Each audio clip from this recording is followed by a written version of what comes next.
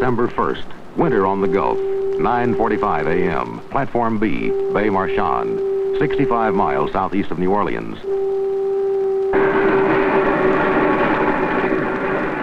A service crew cleaning out one of the producing wells takes a break, but fails to shut in a control valve. A mistake causing a blowout that raged for 136 days, costing 4 lives, along with one of the most productive platforms in the Gulf.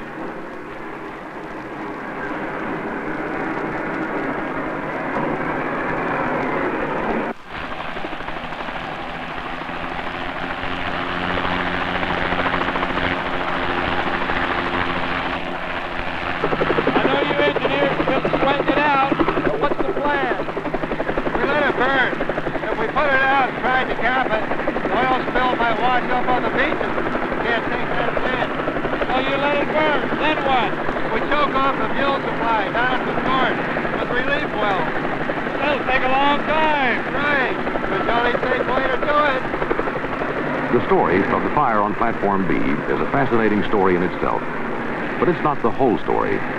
This disaster put an entire industry on the line. Do the energy producers really care about our environment? The Bay Marchand fire gave the industry a chance to answer that question.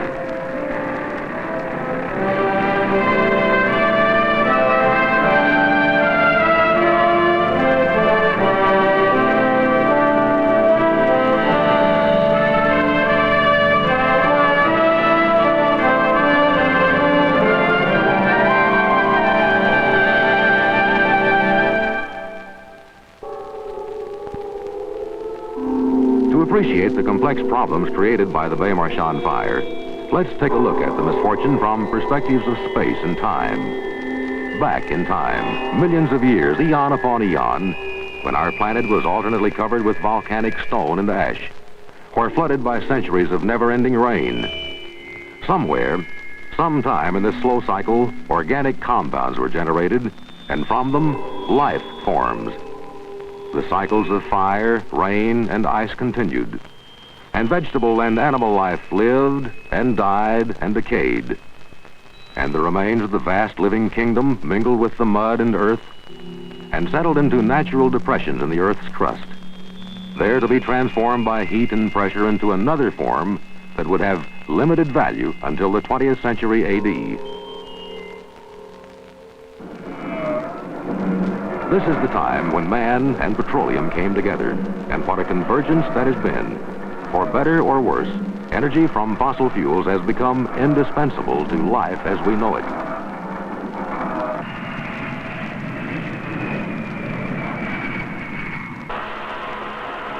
Natural gas, or oil, is the fuel for most of our electric generating stations, without which hospitals couldn't meet their emergencies around the clock, or even communicate with the outside.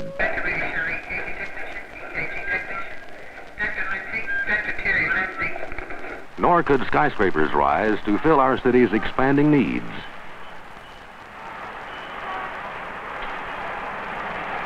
As our living standards improved on one hand, they got worse on the other.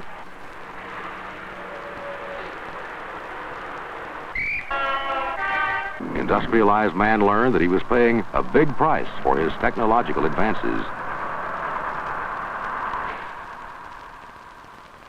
Meanwhile, other voices call for the conservation of resources, an idea that had its beginnings in antiquity.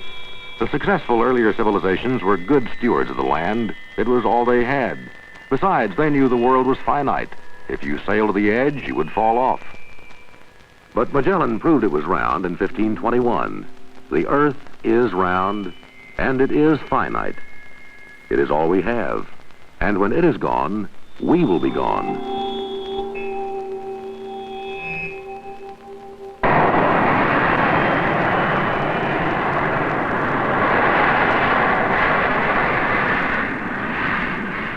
By now, every thinking human being must understand that there are limits on what we once assumed to be without limit. Nowhere is this admonition more important than the ratio of production and use of the energy fuel that powers our mechanized world. Spindletop, Beaumont, Texas, January 10th, 1901. Like the shot heard round the world, this strike was to bring changes everywhere. but nowhere so much as here in America. Gushing in a record production of 100,000 barrels of crude oil a day, vindicating the perception and courage of Captain Anthony Lucas. Wouldn't you have loved to have been there?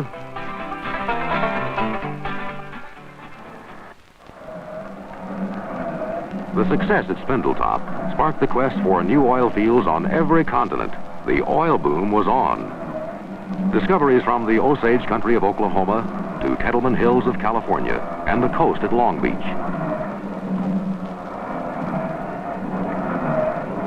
But inevitably, even the richest fields are depleted sometime. And we have had to push our search farther and farther to remote, unpopulated jungles and deserts and tundra, and to the alien environment of the sea.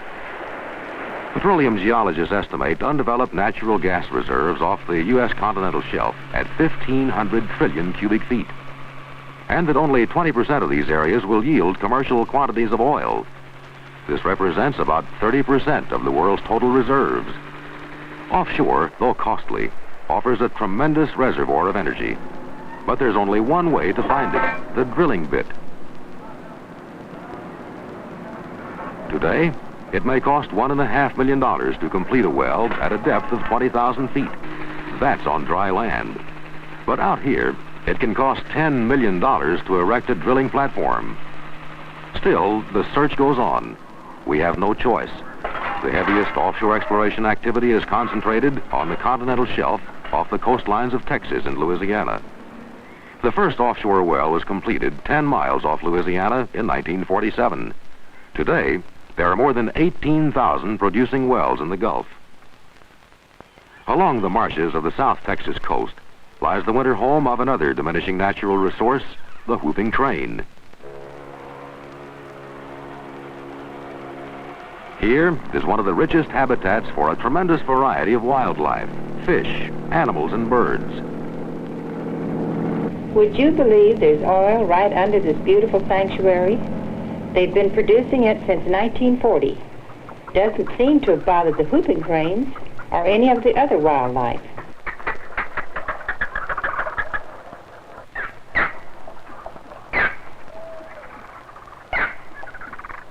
There are over 300 bird species that migrate here or live here all the time. The whooping crane population is precarious, holding now at 49. When they're wintering at Aransas, no pipelines are laid nor wells drilled near the birds. When they go back to Canada in May again, then the oilmen are notified and full-scale operations resume.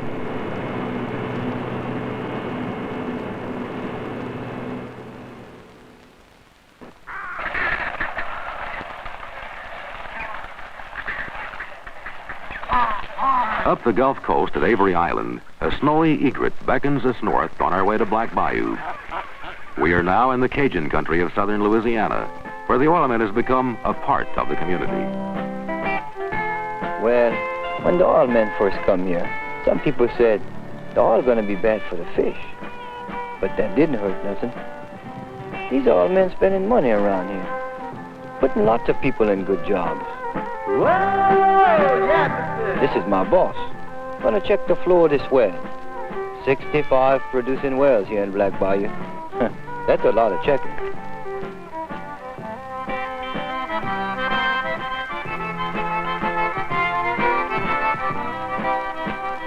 The boss? He even makes a friend out of this old alligator.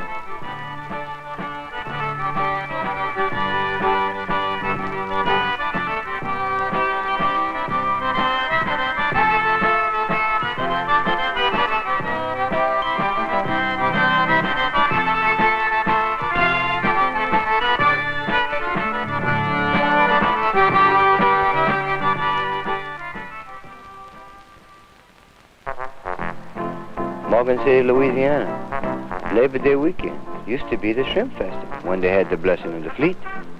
Now we call it the Shrimp and Petroleum Festival.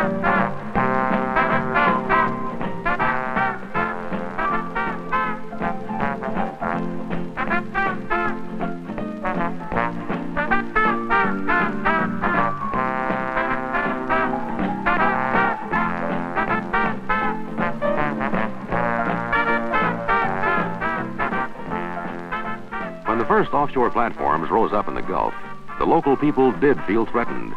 Many thought that drilling might ruin their business. Commercial fishing brings annual revenues of some $80 million into the economy of Louisiana. These trawlers sweep the Gulf for weeks at a time, searching for the elusive schools of fish and shrimp. To the crews of these boats, the oil and gas platforms are as much a part of the Gulf as the currents and wind, and the oil men are no longer strangers. All you have to do is run low on fuel. Yeah, I know it. I don't think we're going to have enough to do it to get back in port and do that. Yeah, I know that too. There's a shrimp boat, T-Claude, to platform 204. Go ahead, T-Claude. This is 204. What can we do for you? We've been catching so many shrimps out here, we're running low on diesel fuel. Our cook will know what to do with some of that shrimp. I guess we can make a deal. Hey, Bob, we sure got the shrimp.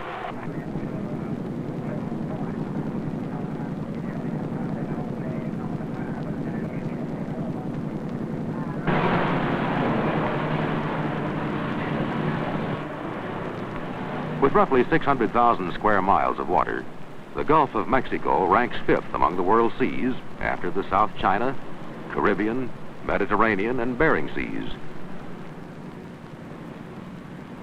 There goes the shrimp. Dr. Lyle St. Amant, an expert on conservation of sea life, has a comment for this action off Grand Isle. 75 charter boat captains do a pretty good business now fishing around the rigs, where we didn't have this type of boat a few years ago. Many of them coming all the way from Florida to get in on the sport.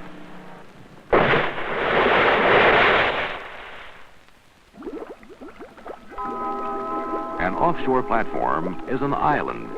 It provides a shelter for hundreds of varieties of fish, crustaceans, and other tiny creatures that are indispensable to the existence of all life in the sea. The aquatic world beneath the platform is a complete ecological system, life sustaining itself. Algae and barnacles forming on the legs of the platform are food for small fish, which in turn sustain larger fish.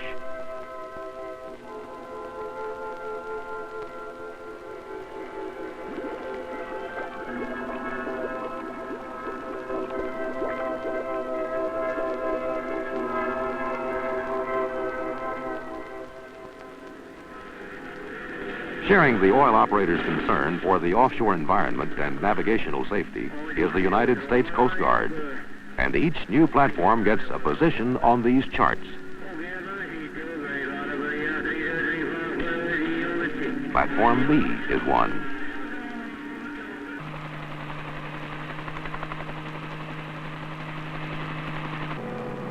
So, back on the morning of December 1st, when the fire erupted in Bay Marchand, the Coast Guard's response was immediate to the Mayday call on Platform B, one of the most productive in the Gulf. Its 22 wells have been producing 17,500 barrels of oil and 40 million cubic feet of gas a day. Although the production complex on the platform included the best in safety devices, someone makes a mistake. The platform catches fire and all is engulfed in the inferno. The response was instant. I'll be back. We've got a big platform fire, South Chandelier, Block 26. And from all points of the compass, including an offer of specialized pumping equipment from Australia. If the fire is put out, the oil will pour into the Gulf. It is decided, therefore, to let the fire burn until the supply can be shut off. And that's the toughest job of all. Two major operations are implemented. In one, the flow of oil and gas to the burning platform will be choked off at the source by means of directional drilling. In the other, a mobile cleanup fleet of boats and men will gather any oil spilled into the water and keep it from reaching the beaches. Both operations begin at once. The oil and gas feeding the fire will be cut off with relief wells. Mobile drilling barges are towed into position.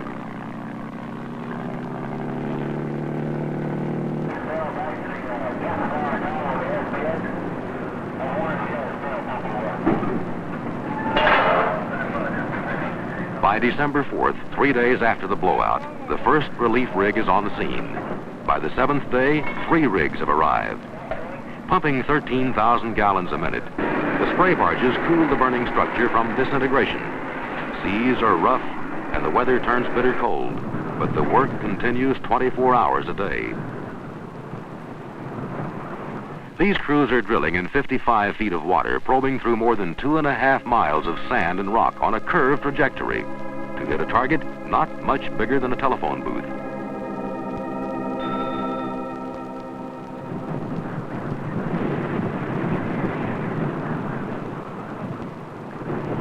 The deviation off the vertical is accurately controlled with special drilling devices.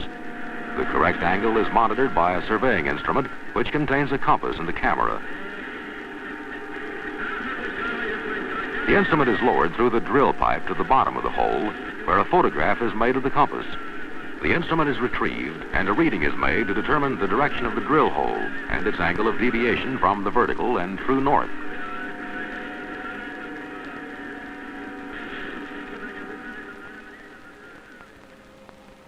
When the drillers believe they have penetrated the producing formation of the burning well, they pump water down the relief well into the pay sand and on up the pipe feeding the fire. The water acts as a kind of tracer to show the drillers they are on target. Now, they must choke off the flow of oil and gas to the burning wells. Special heavy muds will be pumped down the relief wells. A fleet of mud barges keeps the supply coming, 24 million pounds of it. The pumping begins.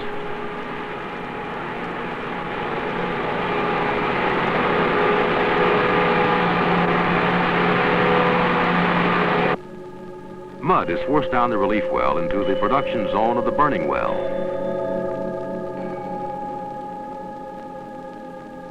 The mud is heavier than the gas and oil. Therefore, as these are displaced by the mud, the fuel supply is sealed off from the burning platform.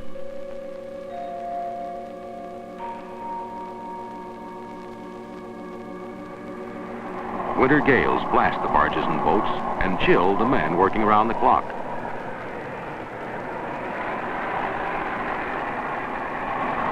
This was their Christmas Eve.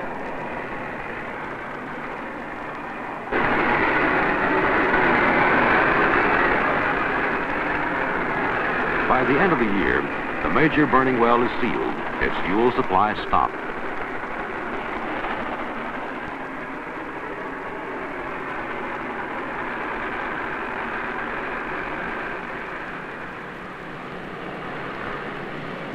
Of the 650 men working day and night, nearly half are bent on protecting the ecology.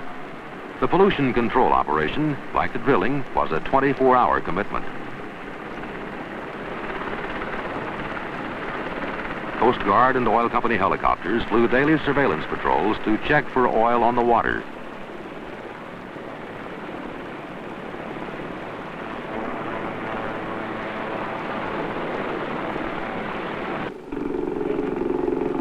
Floating barriers were towed downwind of the fire area. They collect the oil spill, then skimmers scoop it up, separate it from the water, and pump it into barges.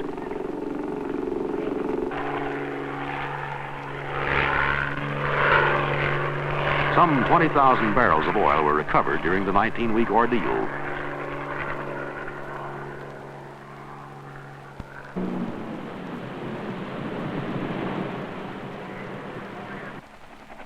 "31 automatic propane cannon have been stationed along miles of beach to keep waterfowl away from possible oil-threatened areas.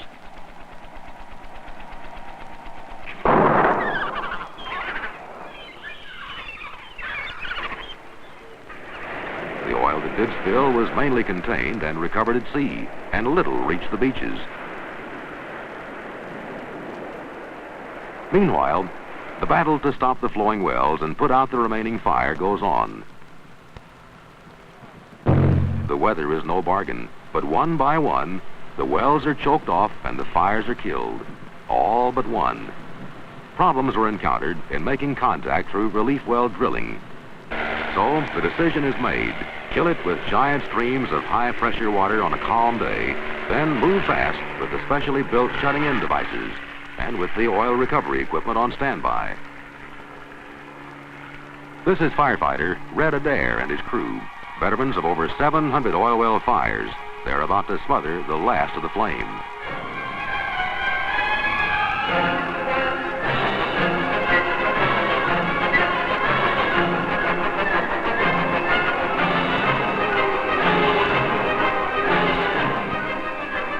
special wellhead equipment is prepared to be stabbed onto the remaining well casing.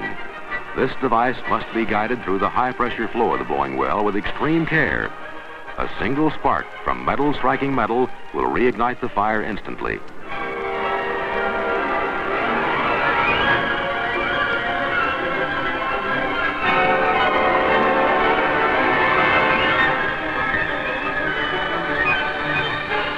After this equipment is made fast to the surviving casing, special valves called blowout preventers are installed to contain the flow. These valves are used in the normal course of drilling, but not suited for use on producing wells like those on Platform B. Once the installation is complete and all the bolts are pressure tight, the movement of a lever will shut in the flow of the well.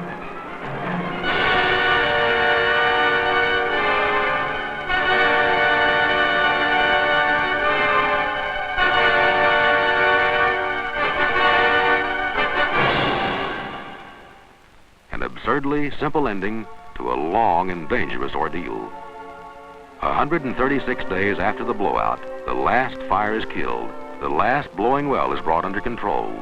136 days, 4 lives, millions of dollars, production shut down, precious oil and gas lost to the flames. Lost to protect an equally precious resource, the waters and beaches and the wildlife of Louisiana's marshland.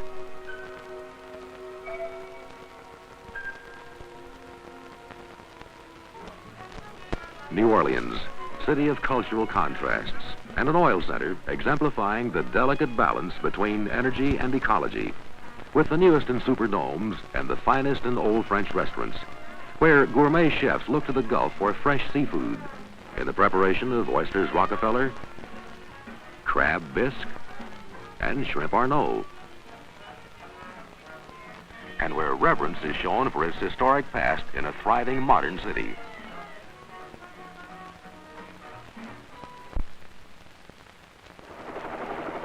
Meanwhile, down on the Gulf, the platforms are replaced and production is restored. What can we do to prevent recurrence? We must develop a system that will stop the spreading of fire from one well to the others on a producing platform. One company has resolved this problem.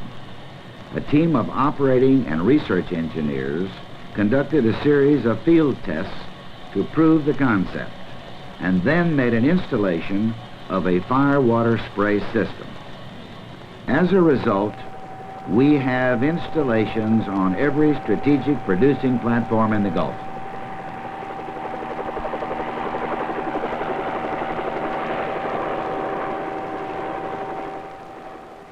This is our emergency fire pump. It comes on automatically in case of fire, whether the platform is occupied or not. It is a deep well pump which takes its suction down in the ocean, brings the water up, and enters the fire system to spray on the wells. And now I'd like to point out the fire sensors that we have located in the well bay area that are activated by a fire, which will turn on the emergency system and inundate this area with water. We are going to start the spray, and you will see this water come on from this spray system surrounding these wells, and here it comes now, and I'm going to back out of the way so you can see the thing go.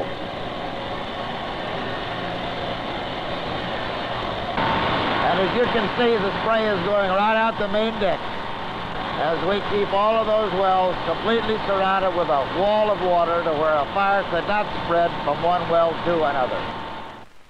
Luxury living at Long Beach, California, one of the most productive oil reservoirs in the world. And here is the view from the terrace. High-rise apartments on a subtropical island? No, beautifully landscaped. This is one of 3 drilling and production islands just off Long Beach, built here in 1961. The city of Long Beach and the oil companies have developed stringent safety measures in protecting the ecology here. Just like the platforms at sea, all disposable refuse is compacted and hauled ashore to processing plants. And its royalties from production, by the way, add some $25 million to the state's revenues every year.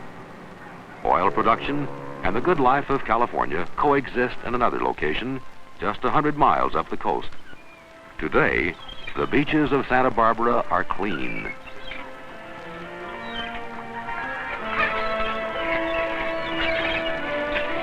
Nature is no sentimentalist, Emerson said. The elements know no difference between blessing or disaster.